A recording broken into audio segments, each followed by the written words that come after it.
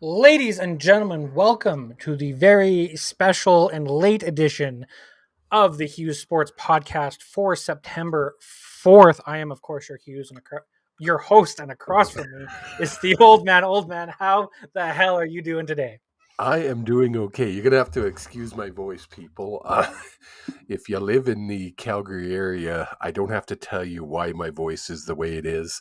And no, it wasn't because of the football game. It's because of the smoke. Very smoky. I'm so honestly surprised that there wasn't a delay in the game today. Well, I understood the CFLPA has an agreement for player safety. Important words here to this weekend, that if it's the air quality is a 7 plus or higher, or it's higher than 7, I think is the way it's worded. Yeah. They wouldn't play. Well, it was a 10, Jake. But at what time do they measure that? Is it at kickoff? Is it, and I don't know. That's a big thing. Yeah, I don't know either. I know at 4:00 when I checked the air quality according to Environment Canada, it was a 9. Yeah. So, and that's an hour before or half hour before the game, hour before the game? Hour before the game. Which, again, and same in Saskatchewan as well this weekend. There was a lot of concern about air quality. Check that. I'm going to do some research this week, and I will report back. I will be look how bad my hair is. I will do an investigative reporting. Well, and if you do some investigative reporting, where will they be able to find your articles? You can check them out on HughesSports.ca. HughesSports.ca. You can find editorials, podcast, and more. If you are too lazy to type that in, our QR code, I'll get it right one day, right above me here. All you got to do is you grab your phone, you find your camera, you put it on your camera, just like that. See? Camera. And you go, bloop. And just like that. And not just that. In 3, 2, 1, it might alert us. It's supposed to alert us. Someone scan the QR code. So if you do scan the QR code, we'll actually be able to shout you out in the middle of the podcast, interrupting everything that we were previously saying. Now, man, do we want to jump into this week, because it was a pretty crazy week in the CFL and we just got done with the games, and do things in reverse chronological order, because we just watched the Elks and Stamps game? Yes. So it's going to be a fresh in our heads. Let's go backwards. Normally we do things in chronological order. So the games we watch first, we report on first. However, we just finished watching probably the second most exciting game in the CFL season this year so far. Can I get excited? Sure. Hot damn, CFL kicks off on Labor Day. What happens before Labor Day just doesn't fucking matter. It sets up for Labor Day. Except it does. Except it does. Because if my calculations are correct, Toronto has locked up a playoff position already. Yeah, I think they have. If they win next week, I believe, and again, don't quote me on this because I believe I saw this. If they win next week, they lock up home playoff and lock up first. But Jake, way to upset the Smurf Mafia before we even get going. All I was saying is that Toronto won in a very handily way. But we're talking. You can't tell the Smurf Mafia that another team was better than they are. Come on. Anyway. But first, let's talk about it. We just got finished watching. Literally, the game got turned off. I jumped in here. The old man had to run upstairs and catch his breath. The Edmonton Elks lose, despite being better for 3 quarters, in my opinion. 3 quarters? They were better for 3 quarters and 20 minutes. They lose by a score of 31 to the Stampeders 35. Second only victory at home for the Stampeders, which, I mean, as someone who goes to most of the games, however not this one, it's usually fun to see wins. Quick six goes for runs. Of course, this happens when I'm not there. I couldn't go to the game because of the smoke, but gosh dang it, what a fun game to watch on TV. But did you watch the game on TV? Yes, I did. Did you notice the TSN cameras were going like a lot of them ended up going blurry? No. There's shots. And I was like, what is going on? And Ellison, my girlfriend, actually pointed out, she goes, they're probably picking up the smoke. So it was going out of focus. Shouldn't be, because they're not going to be on autofocus. They're going to be manually focused. Are they? Your right-handed shots there where they were just horrible, and I was like, what is going on? Might have been your connection. It might have been, but yeah, if they're on autofocus, those cameramen are being fired or will never work another game in the TSN. Because you have one hand. But it was a fun game to watch. Oh, so much fun. As someone who, I put money on the game, so all I needed was the Elks to not lose by 4.5 points. Which was it 4.5? 4.5 was the spread, which means I hit it on the dot, and my parlay came to fruition. A $5 bet taking the Lions, Saskatchewan, Toronto, and the Elks. I took the points for Saskatchewan. I took the points for the Elks, and all 4 hit. Meaning that $5 bet turned into a $62 win. Nice. Not too shabby, if I don't say so myself. So again, great game. I mean, Mayer still proves he's not, in my opinion, he's not a starter in this league. And the Stamps still need work. Trey Ford. If it wasn't for Trey Ford, this game would have been out of hand for Calgary. Because the plays he was able to make because of his mobility and his athleticism how has this guy not been your starter the entire year, Edmonton? Chris Jones, if he's not fired next year, it's magnificent. I literally watching this kid, and obviously I'm old enough to remember a certain scrambling quarterback by the name of Flutie. And the TSN broadcast was all over it, by the way. It was funny because I thought it went on that run where they brought it up. And again, we're not trying to say Trey Ford is Flutie, but that was Flutie-like. The way he ran. And the big thing is like his traits are very Flutie-like. Well, that's Flutie had. We don't know. That's yet to see. He's still very young, if my memory serves correct. Yeah. He's a rookie, dude. But he's got the tools to be a fantastic CFL quarterback. He would never be a NFL quarterback whatsoever. He's only 25. Yeah. But I think he's going to be a superstar given the opportunity in this league. And the ability. You forget that talent on that Edmonton team. They have Manny Arsenal. Like, hello. Well, they showed him it's like 145 games or something straight with him having a catch, and it goes back to Travis Lulay and Jarius Jackson with the BC Lions. When I saw that list, there was a list of like 10 different quarterbacks that Manny has caught a ball from. There are multiple quarterbacks that he caught a ball from that are now offensive coordinators in the CFL. Buck Pierce, Jarius Jackson, just to name 2 off that. Insanity. Crazy. So that team, you know what? I was sitting there watching that game, and they lost. In my opinion, Calgary got lucky, but full marks for Calgary for not giving up. Yeah. And something I want to point out, anytime Calgary was 0-7 when they trailed going into the fourth quarter. Yep. Something that I've noticed, when Calgary gets behind, they seem to all they want to do is get it all in one throw. And they had 2 minutes to go, and I was sitting there, and I went, "Oh, they're just going to toss the ball down the field again. It's going to be ugly." And all of a sudden, I'm seeing 5 yards, 8 yards, 5 yards, 8 yards, and they drove 10 plays, burned up the clock. I was like, "Wow!" Not just burned up the clock, but did it in a way that was methodical. And every play set up the next play or a play down the line. Like watching the routes, there was receivers running routes where it's like, okay, and then 2 plays later, they'd run the same route and end up catching the ball. It's like, okay, that's what that play was designed for, right? it shows that, and I don't know where the disconnect is always with Dave Dickinson, and I'm assuming he's calling the plays most of the time. Yeah. Where he likes to throw that long ball. Even as a quarterback, he liked that long ball game. Oh, yeah, but of course. When Dave Dickinson was at his best, he was making those 7 to 10 yard throws. Yes. And marching the field. When he was calm, cool, collected in a field general in comparison to the crazy arms that we've seen in the CFL. Well, it's just, it's kind of, it was one of those things I really picked up on. And I said it to Ellison, and I picked the Elks in Pick'em, so I'm going backwards in my Pick'em group because other people, I'm sure, took Calgary.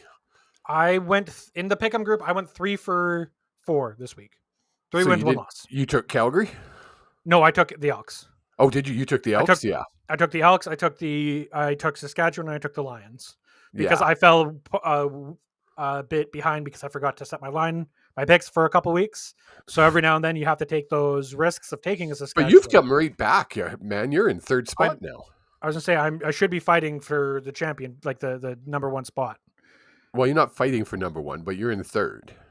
That's fighting for number 1. No. Hey, according to Winnipeg, number 2 is first place. So that's true. We saw a lot of inaccuracies from Jake Maier. Yeah, I'm just going to the stats. Funny you should say that. They're not going to be up yet. Grow up. Yeah, they are actually. Are they actually? He went 27 for 34 for 315 yards with 1 interception, no touchdowns. So not horrible, 27 for 34. But again, we talked about it last night with watching the Bombers Saskatchewan game. He's really good on long throws. Jake Maier, very similar to Claros. Can bomb that ball as far as you can throw with decent accuracy. It's the medium and short throws a lot of the time that Jake Maier throws so inaccurate. So when that last drive, watching him be able to make those throws consistently is a sight that I think is positive for the Stampeders. So Stampeders themselves. We keep saying he's not a great quarterback, but he went 27 for 34 for over 300 yards. We were going on and on about how great Trey Ford was. He went 14 for 23 for 137 yards. Difference being, how many yards did he rush for? 11 carries for 135 yards, an average of 12 yards per carry. That's insane. But that's the difference is Trey Ford might not be, and again, he's young. He's going to figure it out. He wasn't supposed to be the number 1 this year. Jake Maier is. Jake Maier was given the team from Bo Levi saying, here's the team, go for it. Well, Trey Ford is, I think, number 12 for Edmonton. I mean, they've gone through everyone. Like, I'm pretty sure they threw Manny at quarterback a couple times just to see what he could do. But no, I think honestly, super fun game. Again, you keep saying Labor Day is when the CFL kicks off, and these 3 of these 4 games felt like playoff style games. Oh, it was insane. It really was. The only game that wasn't is the game we'll talk about now, the Toronto Hamilton game. Yeah. I mean, and it was a good game. Don't get me wrong. Toronto is just that good. They really are. And don't get me wrong, the Ticats aren't the team that they were supposed to be, that they tried to build up. And we saw flashes of what they could be last week against BC. Exactly. But we knew they had it in coming in tough to play Toronto. And what's his name? Ouellette, I think is his name. Oh, guy's insane. Just a beast. The fact that he was able to throw for a touchdown. Yeah. And made it look simple. Now, this is something I think big ass guy. Like, he's not a small man. Like, no, he's just a solid dude. He's short and solid. And they were talking to him on the panel after the game, and I don't know how much you were paying attention. I saw a bit of that. Games. And they asked him, like, what's your most underestimated attribute? And he was like, I honestly think it's my quickness, how quick and explosive I hit those holes.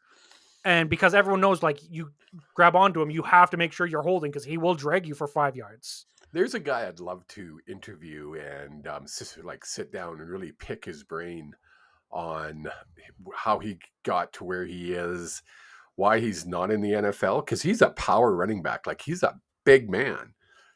I don't know if he's tall, and I don't mean this in a negative way. I don't think he's tall enough for the NFL. Could be. Right? Could and it's as simple well as that, where, he's under 6 foot. We're not even going to look at him. Move on. Yeah. Right? Which is absurd. 1.78 meters. That's over. I think that's just 6 foot. I hate 6'1". Is it? Yeah. 6'1" and 5/8 of an inch. You already looked it up. Yeah. So yeah, that'd be why. He looks so big. Like, yeah. Now, there's something we're going to talk that I want to talk about that I think is going to dominate conversations. He throws the touchdown. He runs off to the side and grabs his hammer and does a celebration and takes a 15-yard penalty for excessive celebration. I want to know your thoughts, because you're very much an old school, for the most part, type of thought process.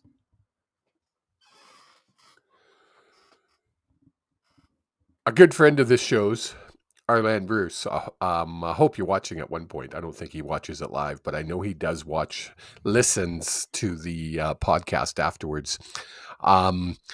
Famous for getting fines for using, what's it called? Props. Famous one being the Spider-Man mask. Yep. Telephone. And I could go on and on. What harm does it do? I'm surprised. Adds excitement to the game. I know and when I saw it, I jumped. Like, I popped for it as a wrestling fan. I literally popped for it. I was like, that's fucking cool. But it's one of those, he knows he's going to get a penalty. He doesn't care. He doesn't give a flying finagles. And they were in the lead. He doesn't care. It doesn't matter. They were going to win the game. But it wasn't that big of a lead. Now, if it was at the time of the touchdown, if it was, the end scored, they're 13 points ahead? Not even 2 touchdowns? I think they were 13. If that touchdown put them 13 points ahead. Yeah. Now, it's the CFL. If Hamilton had a quarterback, and I'm hypothetically... If Hamilton was BC, that probably doesn't happen. I was going to say, if he does do it, BC probably... A better team makes you pay for that. Montreal, yes. BC, Toronto, right? So I get the penalty. I get why it's there to stop the excessive celebrations. But I do. You can't be doing choreographed dance routines in the end zone. But they do. No, again, they can do their handshakes. They do their little. Yeah, but you're not allowed to do the bicycle anymore. You're not allowed to do the bobsled anymore. That's an excessive celebration. See, that's just wrong. That's the fun of scoring a touchdown. As Arlan told us, man, it takes a lot to score a touchdown. When I get my ass in there, I want to be able to celebrate that shit. And I tried to imitate the best I could. Terrible accent. Bruce drawl. The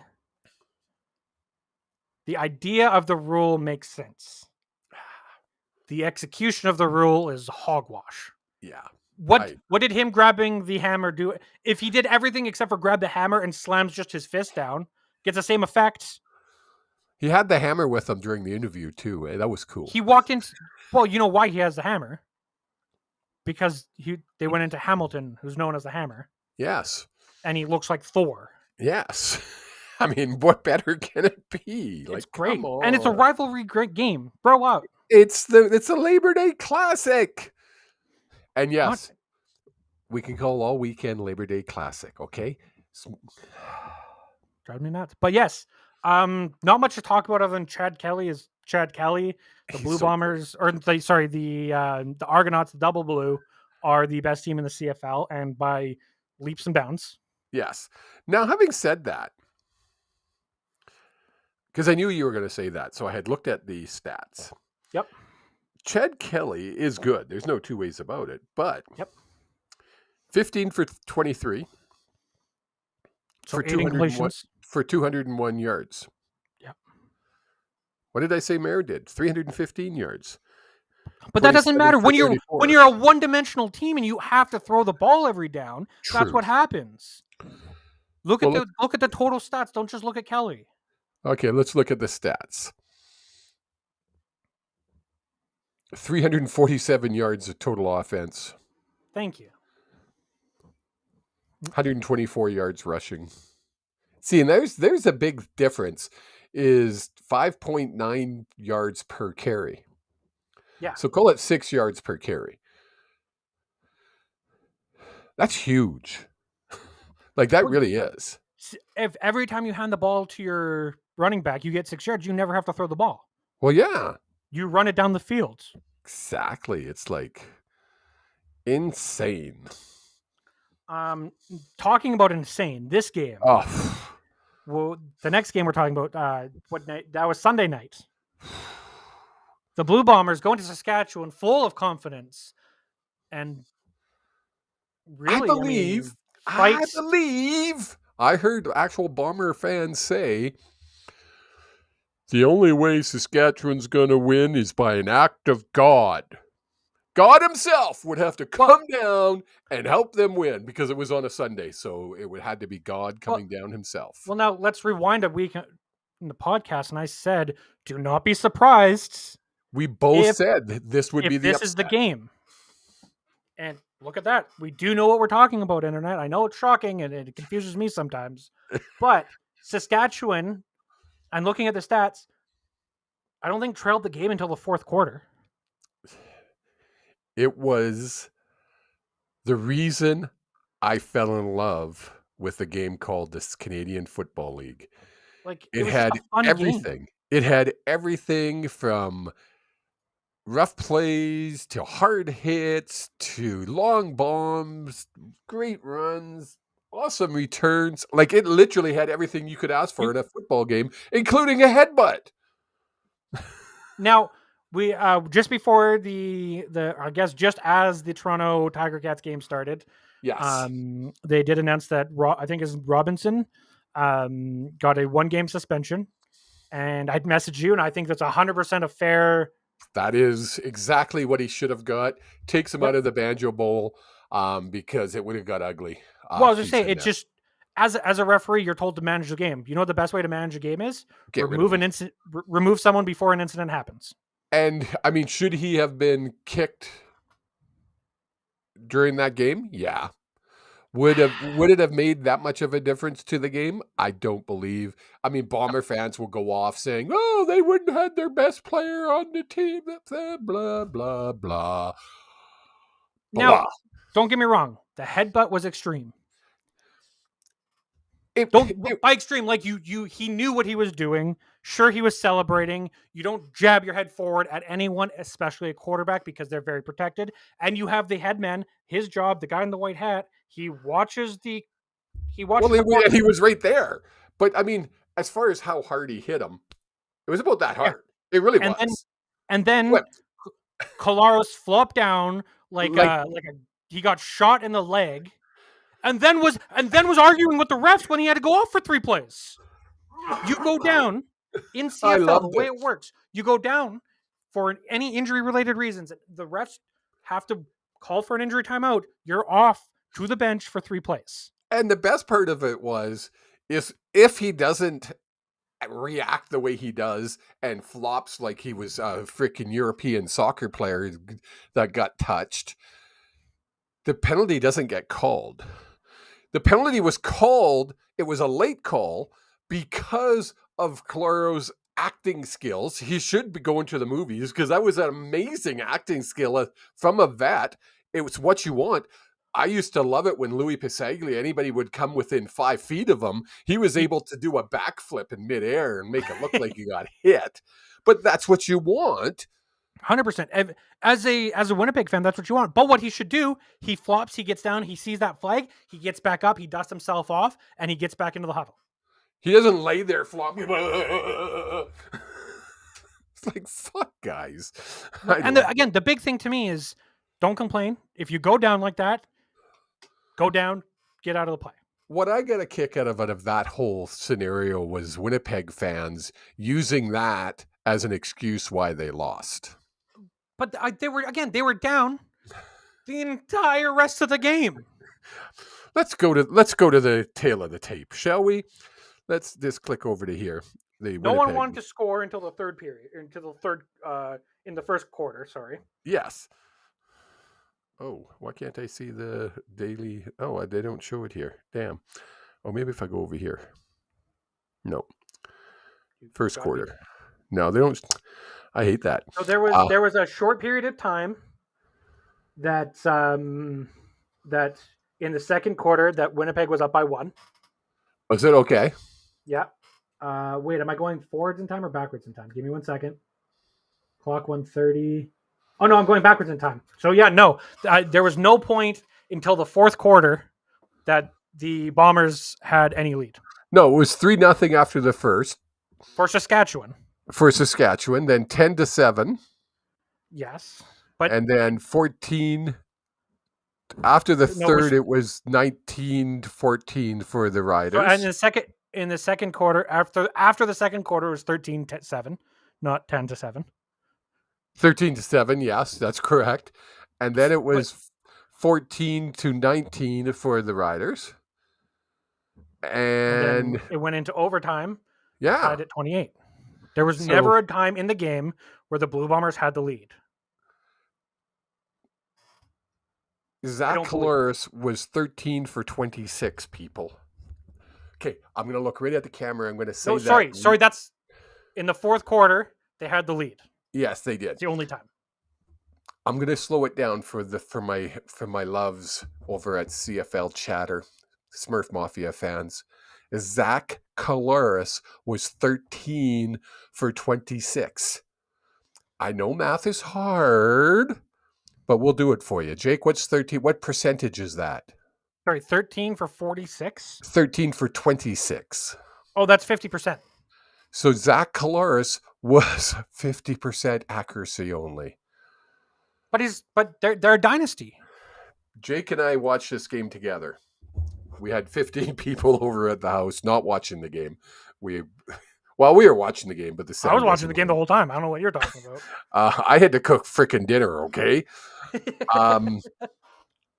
And I said after the Bombers threw the bomb for to tie the game in overtime, I couldn't get it out of my mouth before it happened, but I was about to say Collaros is amazingly accurate, 30 yards plus.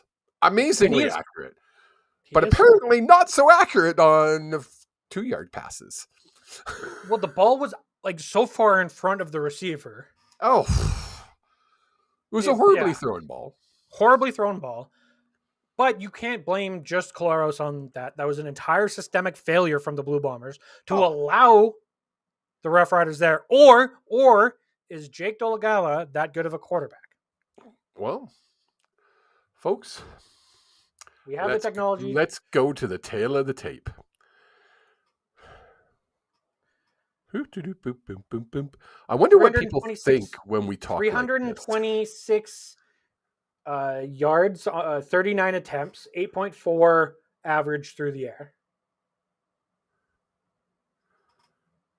For who? For Saskatchewan. Oh, yeah. Collaros was 22 for 39. I don't care about Collaros. No, Dolegala. 22 for 39 for 326 yards. An average of 8.4. So. And they had rushing. The rushing game wasn't that good, but still 3.9 yards a carry, which is respectable. Puts you at 2nd and 6 every single first down you hand the ball off. So, is this loss, big LOSS, to the Bombers, that the Bombers suffered, does that mean that they dropped down drastically in the power rankings? Well, it's a very good question because I We'll not be releasing the power rankings today because games were still It's too going early. on until 5 minutes before the podcast went off. However, you got to put Toronto first still, obviously. BC won, Bombers lost. there's a lot of different factors that go into it too. Yeah. So we'll have to tune in to hughesports.ca later this week to find out exactly the power rankings. I'll be interested to see because I'll have to kick your ass if you're not doing what I think you're going to do. Anything else on the Bombers and Saskatchewan game? No, it was just a fun CFL game. It really was. I mean, take out the headbutt, which everybody wants to talk about, but take out the headbutt, and everybody's happy. Well, I wouldn't say happy. Everybody's happy except. Well, I mean, I think Elk fans are upset. I think Ticat fans are upset. Bomber fans are beside themselves. And jumping to the last game, the BC Lions play on Labor Day for some reason this year, going into Montreal and winning by a score of 34-25. It's funny you say it like that because it used to be the Bombers or the Lions always played the L's on Labor Day. It was never a rivalry and never back to back, but they used to always play. That was the joke. When it was 8 teams, yeah. Yeah. They haven't played since there have been 9 teams in the league. I know. That's what I said. They used to. Yeah. I said used to. Yeah. So it's just weird. It doesn't make sense because you have all these rivalry games and you think a rivalry between the two most French-speaking teams in the league would be very easy to initiate. Ottawa is the only bilingual city in all of Canada. Oh, Ottawa. I was like, who? The only bilingual city in all of Canada is Ottawa. It would make more sense, but they don't seem to have a rivalry. Does Montreal have a rivalry with anyone? No. Montreal's kind of on their own. Does Ottawa have a rivalry with anyone? No, most people don't even know they exist, those two teams. But do the Lions have a rivalry with anyone? No, we just exist because we're good. But how in a 9-team league do you not have a rival? We used to. Calgary used to be our big rivalry at one point back in the day. I would argue that to the nth degree. It's always been Edmonton and Calgary. Well, yeah, it's always definitely that is the rivalry. Yeah, but Calgary and Calgary BC always put up a good game, and they were ugly. They didn't like each other. They put up good games, but there's not that rivalry, that hatred of any team. Well, except those fights in the parking lot. I mean, yeah, fights on the field. No. From the fan base. From a fan base. Oh yeah, fan base. No. To me, it's like, you want to go see the Alouettes play? Sure. There's not a team where if you handed me free tickets, and except for a day like today where it was crappy weather out all day, where you're like, free tickets, I'm like, nah, like I don't like that team. I don't want to go see them play. Yeah. It's I ended up giving my tickets away to some neighbor.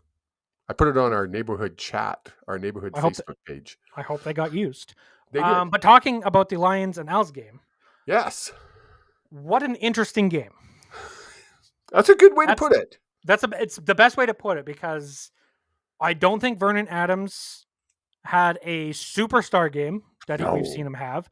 He's back as being a definitely should be starter in the league, despite what's articles might be written about him, and people might be saying. But he didn't jump off the page, but neither did Montreal. Like Cody Fajardo played an okay game. Both teams played an okay game, and you get an interesting game out of it. It was almost like it was the last game of the season. Both teams had locked up their playoff spot. It really didn't mean a lot, and they went out and played. I mean, that's the nice thing what it was like. The nice thing, seeing the Lions kind of control the run game on defense, was really nice because they got burnt so badly by Butler and the Ticats the week before. Yes. And seeing them start getting their run game going with Smoke Mizell. Yes. 14 carries for 68 yards and 1 touchdown. It's not much, but it's a start. I mean, you wrote here a fun game, and really that's what it was. It was a good game to watch, entertaining, but it wasn't. Yeah. It definitely wasn't Winnipeg, Saskatchewan, or Calgary, Edmonton. because of the rivalry, exactly. right? Exactly. Which is why I think having it on the Saturday night is an okay. Like a Friday night, you're not going to get enough people, in my opinion, to take away from their Friday night plans to watch a football game. Yes. Saturday night, people are going to go out to the bar. It's going to be on. If the diehards like us are going to watch it no matter what, no matter what day of week you put it. Having the Bomber Saskatchewan game on Sunday makes the most sense. I think, despite what other people might say, including the old man, of not having a Friday or Thursday night game on the long weekends, I think it's the smartest thing for the league. I want to see what the numbers look like. Yeah. And I'm going to be checking 3 Down Nation. Huge for Sunday's games. I think Sunday game and today, you're going to see huge increases because... And I don't think, no offense to the Toronto Ticats game, I think they're going to do okay numbers wise. They're going to be average, but I think you're going to see a boost in the Bomber Saskatchewan game and in the Elks Stamps game. Yeah, for sure. It's disappointing that it wasn't a nice day here in town. It would have been cool to see what kind of a crowd could have been. I was kind of disappointed in the crowd today at the worst stadium in the league. Mahan. And the worst fans in the leagues because they leave, and half of the people that showed up didn't get to see the Stamps win. Let's go back to that. I didn't mention it. Yeah, they showed an overhead. We talked about this before. We talked about this before we started streaming. Yeah, they had the drone, and they were doing some video from the drone for the TSN coverage. Before you go any further, how did you feel about the drone coverage? I loved it. I did not. I think it could have been used more. No. The picture quality was not good. Maybe that's what I was seeing when I was seeing the bad quality of the picture. The angles weren't used properly. It was just, in my opinion, amateurish. A great idea, but it looked like me and you put it together. And yeah, okay. I like the idea though. Yeah, the idea is great, but if you're going to do it properly. Now, there was complaints in the stands that it was very distracting. Oh, no. Distracting the fans. What will we ever do? You mean the giant thing that goes in front of you, and after about, 2 weeks into the season, you don't even notice it anymore? Well, and the floating camera is the other one that I've heard that people don't like. And I'm like, I love the floating camera when it's used right. On TV, yeah. When I'm watching the game, I don't notice it. Yeah, I don't even see it. I don't. But anyways, Lions, they come back, they win. Good for them. I'm excited because Bombers lost, Lions win. It rekindles that October 6th game that I keep talking about. And I keep repeating myself about it because it's going to be so important as long as both teams continue to win. Well, I was going to say, the big thing is we have a bye next week. Yes. And the Riders are hosting the Bombers. What do you think? No, sorry, the Bombers are hosting the Riders. Yes, Banjo Bowl. Banjo Bowl. Do you think, and we don't have a betting partner, but if we had a betting partner, I would try to see if we had a prop bet. Do you think there's going to be a suspension or an ejection from the game on Saturday? Oh. Because yes. I would take the yes. I would take the yes. I would put money on that. Yeah. Because you're going to have one pissed off crowd. You're going to have a pissed off team. It's sold out, of course. How cool is it that Saskatchewan sold out their stadium? Hamilton sold out their stadium. Winnipeg sold out their stadium for next week. Tell me that the CFL is going to die. Shut up, people. But anyway. No. It's three arena or stadiums. That's it. Calgary had 27,000 people there today. Paid attendance. A 10 degrees or colder day with smoke so thick you could taste it. Don't get me started on the paid attendance versus actual attendance. Oh, don't you even? It doesn't matter. They still paid their money to go to the game. Do they? You know what I always tell people when they argue about this? Is it? To be fair, we don't know if that's actual paid tickets or that's just tickets distributed, or if that's the number of people there. That's paid That's the CFL goes by paid tickets that are paid in full. So, who cares if they show up or not? They got the money. 100%. I'm very untrustworthy of those numbers because of the other industries that we follow and we know how they fudge their numbers? No. Why wouldn't? Time out. Are you telling me wrestling fudges numbers? Well, seeing as me and you have watched a WrestleMania where they claimed that they had 91,000 people, then this past 101,000 people, and then last weekend we watched another wrestling show from a different company called AEW, and they had the highest tickets distributed for a show at 81,000. All I'm saying is there's a bit of a gap. Yeah. Anyway. Where were we? We went down this rabbit hole. You were talking about how great it is for the league that we have. I think the league's doing just fine. You can never count numbers in the CFL, in my opinion, until you get into September and October, because that's when the attendance really picks up, and because people really start paying attention. And you got after Labor Day. Well, and you've got people who've been away on vacations and doing all sorts of different things. But then you also get the weather turning in places like Edmonton, Calgary, Saskatchewan. But people still go. Oh, they do. Don't get me wrong. It just makes it more fun. I was going to say, you're going to get a lot less fair weather fans and a lot more diehard fans who actually show up.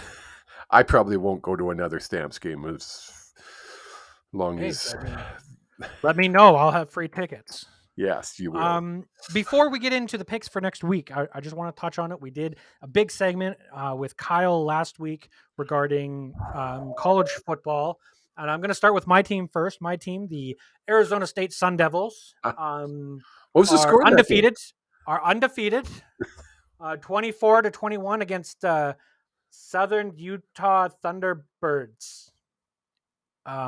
Who we're not going to mention what division or league they're in because I believe they're a Div 2 school. I don't even know how these teams end up playing each other. I don't understand how this system works. That's a question maybe we need to get into next time with Kyle because we spend an hour. It's going to take well over an hour to try to describe that. Well, I was going to say we barely dug into like the meat and potatoes of college football, and we spent over an hour talking with him. So I tried to watch some college football. Holy crap! There's a lot of games. Yeah, there's a lot of games. There's a lot of teams, so there's a lot of games. There's like a lot. Like you think there's a lot of NFL games on a weekend on a Sunday?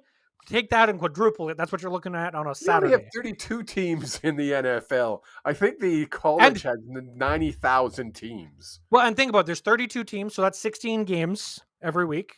And some of those teams have a bye. Well, and you've got a Thursday night game, and you've got a Monday night game. So really, you have 14 games less the buys on a Sunday. So I think on average, you have about 10 games. Yes. 10 or 11 games. Compared to the 9,000 games of college ball you've got. But I did try to watch my team play. You did? Well, I mean, from what I understand, you turned it off at halftime. No, it went off because YouTube tried to... I thought I was getting the cops knocking at my door.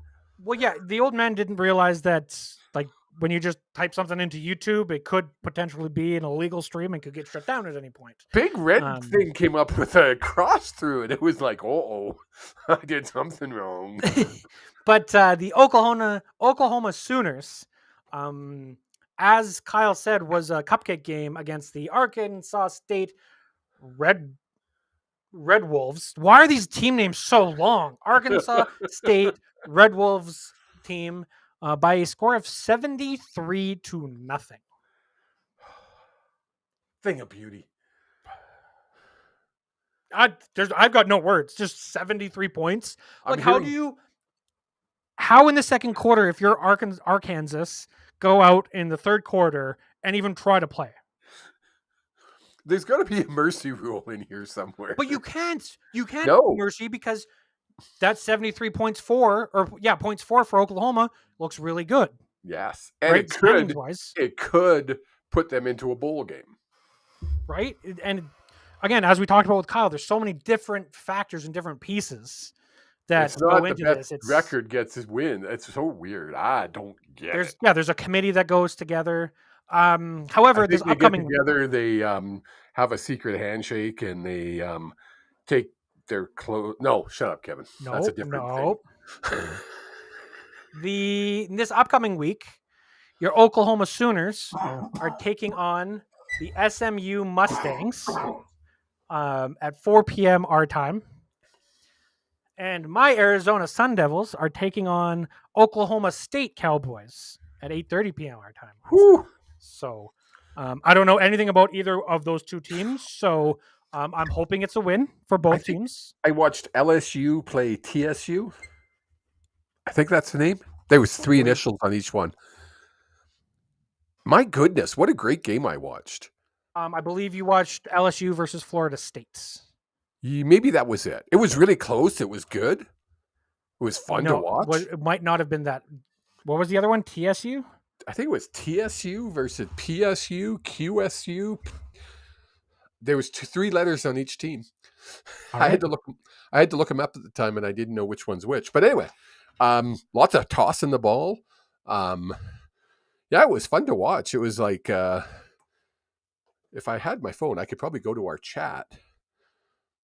You probably because that would make sense. I think we talked about it with Kyle in that chat, did we not? Probably. Yeah.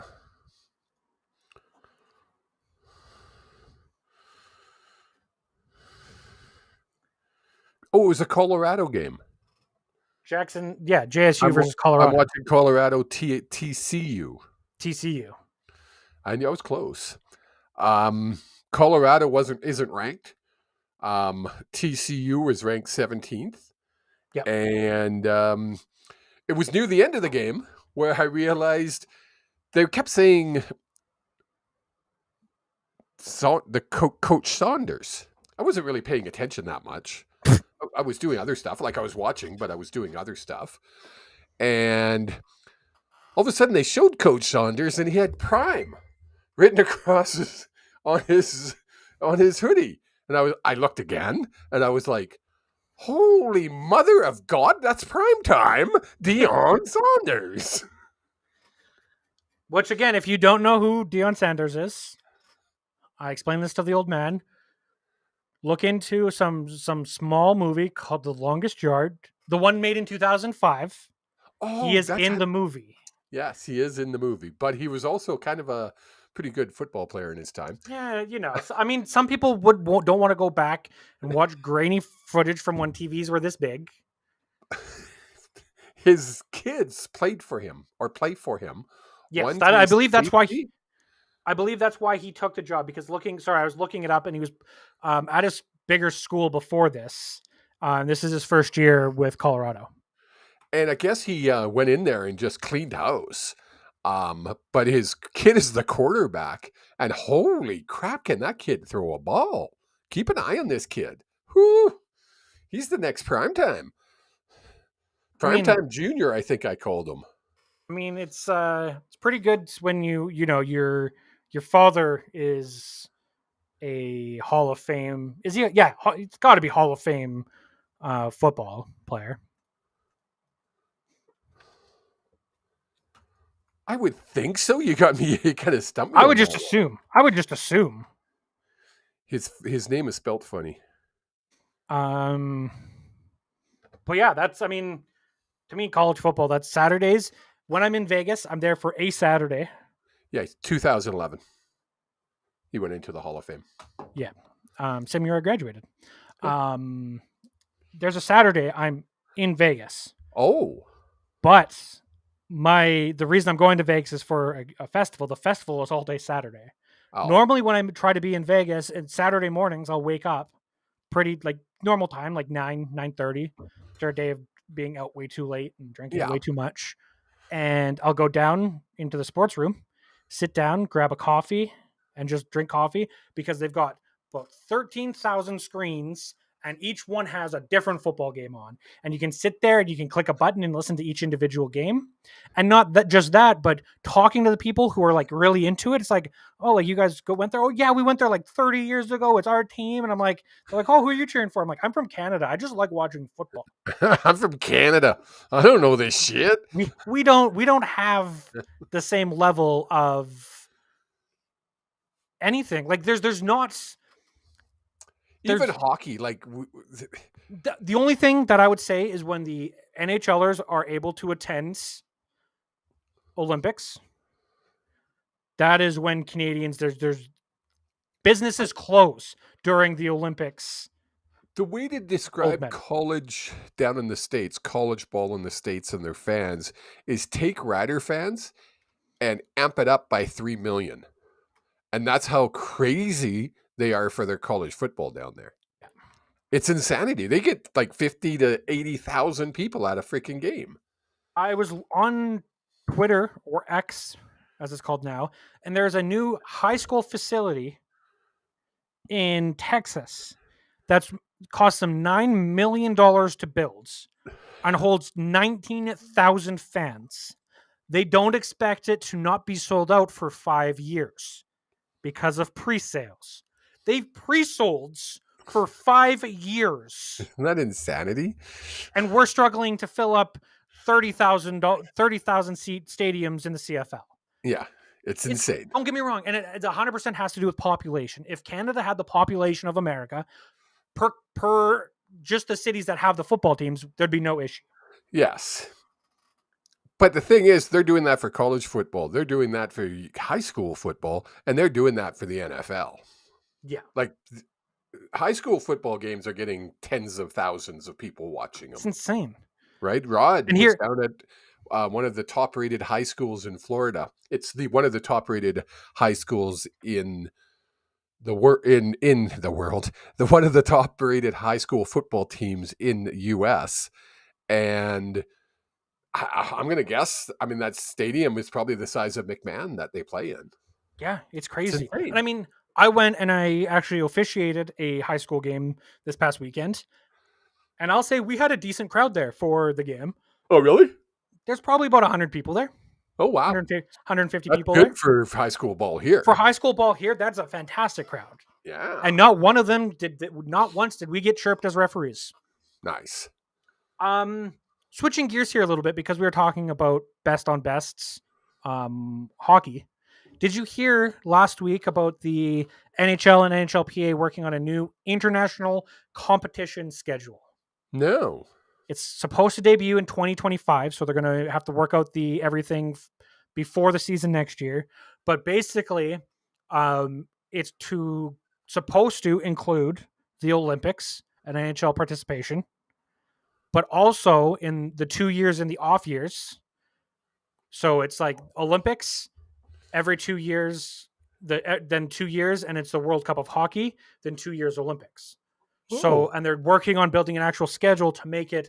This is when it's going to be. It's going to be an official. Every 2 years. In every 2 years, there'd be a 2-week break in February. Nice. For international play, so you'll get to see best on best. That would be every 2 years. I would like to see that happen. If this happens in 2025, we have the chance of seeing Connor Bedard, Connor McDavid, and Sidney Crosby on one team. Can you imagine that line? Can you imagine them all on one line? Because they'll never play on the same line. No, put them. Those are your top 3 lines. Oh, shucks! He'd be 33, 34-year-old Sidney Crosby on our third line. Shucks, the worst. Jesus, that'd be crazy. Yeah. Something that I thought of that you triggered my brain. Oh, did I tell you I didn't win the tickets? Thank God. Oh, no. However, that is something I do want to bring up. Thank you for reminding me. I was real bad at remembering things today because of the game being on. Vanbase.ca is holding a BC wildfire relief auction, which is what the old man is talking about. There are all sorts of different things. If you're in the Vancouver area, even if you're not in the Vancouver area, have chances to win, including there's 3 sets of pairs of tickets for different games. There's autograph Elias Pettersson jersey, exclusive Whistler getaway. There's 4, 8, 12, 16, 18 different prizes to that they're auctioning off. And all the proceeds go to helping the wildfire situation in the valley there in BC.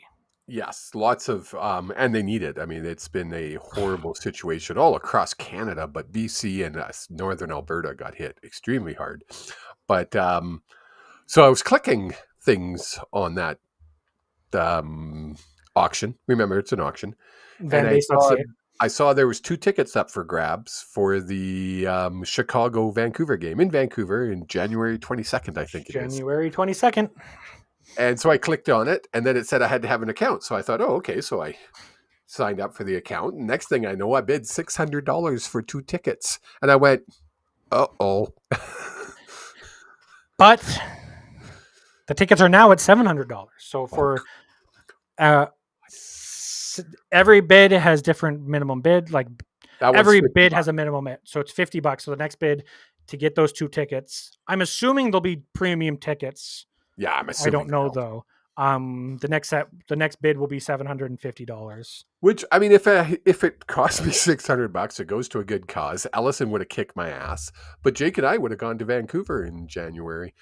What's the worst could happen? We could drive. No, I've done that. Done that with you in November. We're never doing that again. However, at the time of recording, there are 3 days and 15 hours left in the auction on all items. The end date is September 8th. At noon Pacific Standard Time. And what's the website people can go to? It is vanbase.ca, vanbase.ca, and it's right at the top. It says, if you got the money, folks, help out people that need it. There's a lot of homes that were lost, a lot of things were destroyed. So every dollar goes to a good cause. So head over there. Not a bad idea. Also, if you just want to donate and help out, you can always go to redcross.ca, and there are multiple different foundations that you can donate through the Red Cross. Again, we didn't really talk about it all that much on the podcast because we try to be more positive. We're football, we're hockey, we're a sports podcast. We're an escape from reality a lot of the time. There are shit that we don't talk about. So in doing that, we don't talk about big political bull BS. We don't talk about things happening. The old man looks like he's having a seizure or something over there. But if you can donate, I know what you were singing, but we're moving on. If you can donate, redcross.ca, vanbase.ca goes to great causes and helps out people who really do need it, because the devastation this year has been incredible. It has. All seriousness, it's been really bad. But let's look at next week. We have one more topic after the picks for next week, so don't get all rappy-uppy yet, old man. Oh. Next week, on Friday, that's right, the first game we have is Friday, September 8th. The Hamilton Tiger Cats are going into Ottawa to face the REDBLACKS. Where's my coin? I need a coin toss.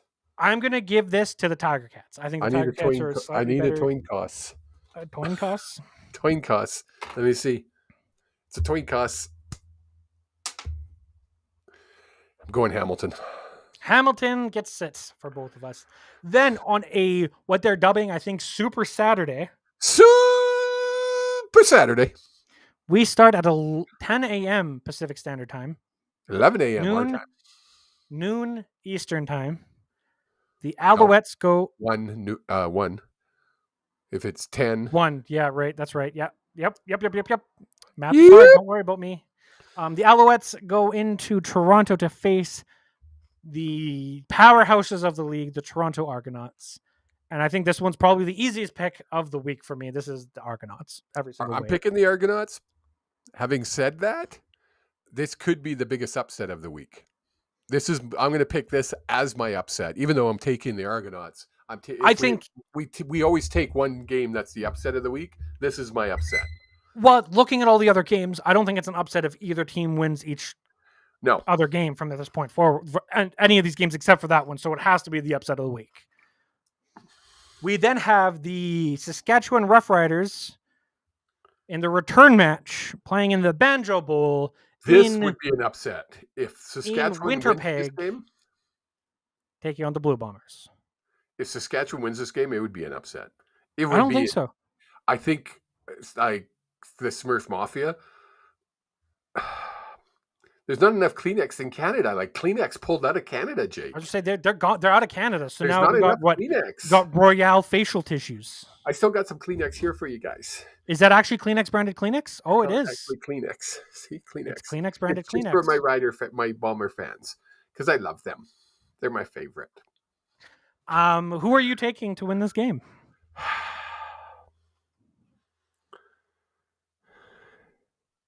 I have to go with Winnipeg. I think Winnipeg's going to come back and win this one.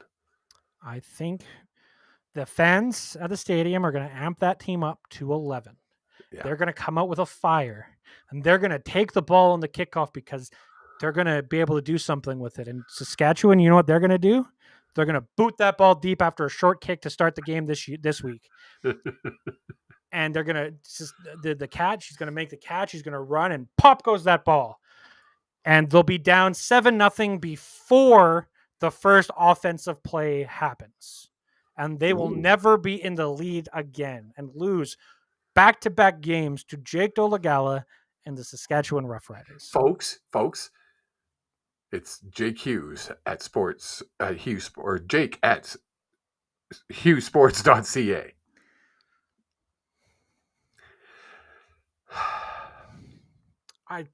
I mean, I'm probably one of 12 people who chose the Roughrider to win. Roughriders to win this past week. Yep. I said it, and you looked at me as if I was insane. I can't see Jake Dolegala losing to the Blue Bombers. He's a beast that no one in this league has dealt with. And the Blue Bombers did a good enough job, but can they do it back to back? I mean, he threw for 326 yards. Then we have the rematch of the game we just finished watching just over an hour ago now. The Calgary Stampeders going into Edmonton to take on the Elks, in which, crossing our fingers, we will be there live to watch this game. Oh, right. I forgot about that.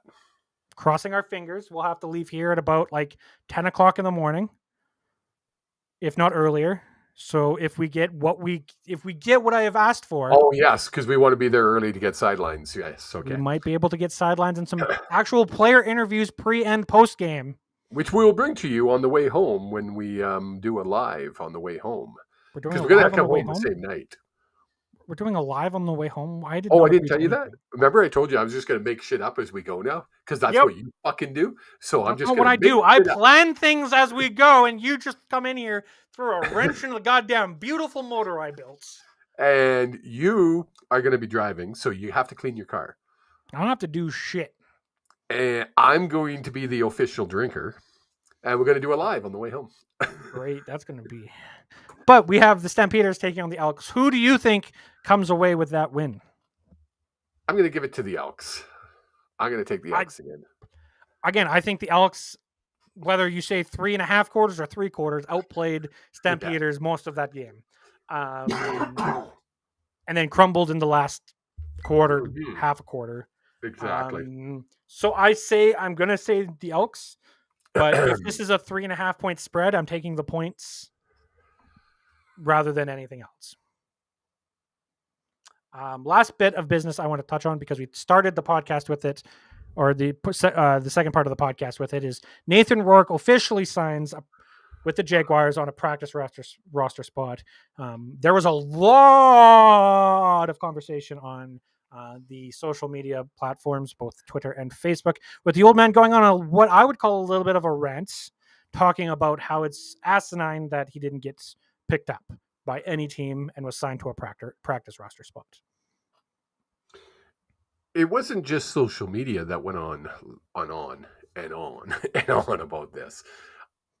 Every freaking buddy that had a pen and wrote an article.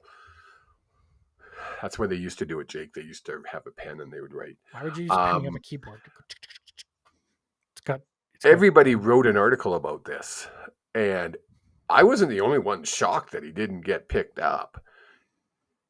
And I get irritated when the people who sit there and go, oh, anybody who knew anything about football knew he wasn't being picked up. And I'm like, oh, so you were right, and all those experts that said that there was teams out there that were going to pick him up, they were all wrong, and you should maybe have a job making the kind of money they make. But you don't. You sit on your fucking ass and you predict things after they happen. Not one of you predicted that he wouldn't be there. Not one. So shut the fuck up. Sit down. Sound like a freaking grumpy old man. You're an old man yelling at clouds at this point. But pretty much.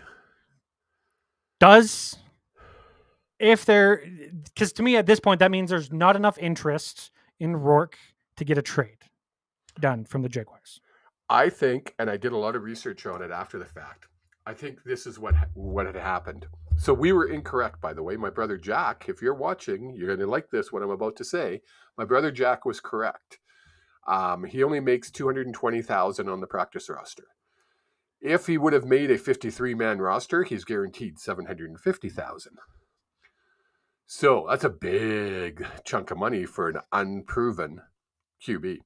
So here's what my prediction is. And I kind of made this prediction prior to all this happening, was before week 4 of the NFL season, he will be picked up by a team, or Jags will throw him up on the 53-man. One of the two. Before the end of the fourth week. Yeah, that's my prediction. I'm still shocked that nobody picked him up, but it shouldn't be surprising. I mean, they don't pay attention to the CFL down in the NFL. They don't care what you've done up here. And, I mean, people don't start with me and they're like, Flutie, Moon, Garcia. Oh, they're all Americans. But they made their name in the CFL, you dumb fucks.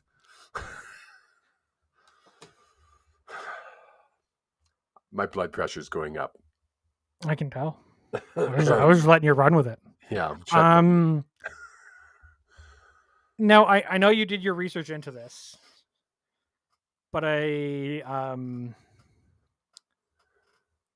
trying to find everything here. I believe his contract was a guaranteed contract of $216,000. No, his guarantee is $220,000. I actually. of the 216, but he still has bonuses he can earn on the practice roster. Well, you can't earn bonuses on the practice roster. There's nothing you can earn on a practice roster.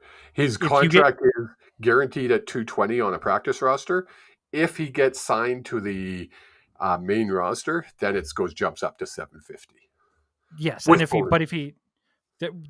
I believe with the practice roster there are different things he can do. Is there? To earn, I believe, and I'm trying to find that out, and everything's just telling me $216,000 a year. So yeah, exactly. That's all it's saying. Yeah.